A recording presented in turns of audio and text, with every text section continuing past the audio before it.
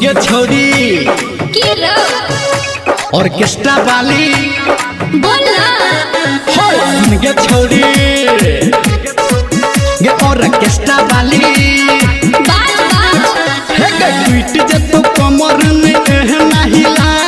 हमारे जवानी छोरा लहल किला ट्वीट जे तो कमर में नहीं ला हमारे जवानी छोरा लहल किला सुन गे छोरी हां हां ऑर्केस्ट्रा वाली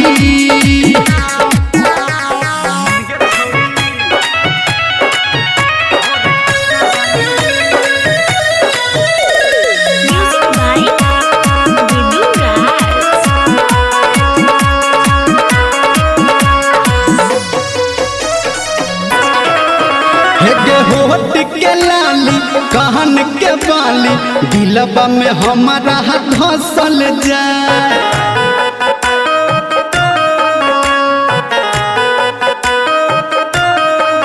हेगे आँख में गजरा केस में गजरा मनवा में हमारा बसल जाए देखो झटका बेजोर छोरा पटका बेजोर हे कहीं मिनट में ढीला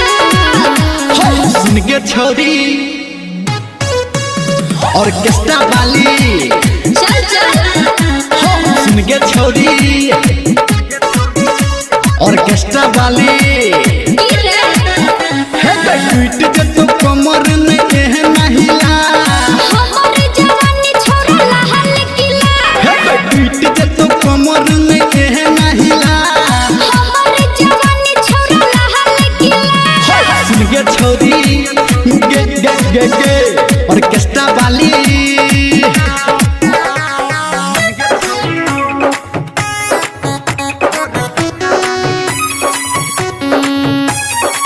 माँ Gayatri recording studio music by दीदी राज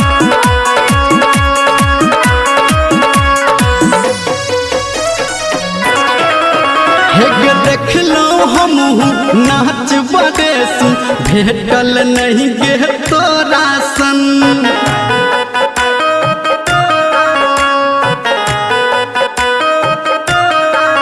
हेगे घघरी के नीचा टंगड़ी देखेबा बुझलो नहीं हम तोहर मन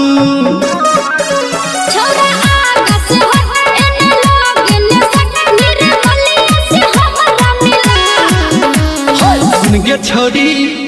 चल हाय ऑर्केस्ट्रा वाली कथिरा सुन गे छोरी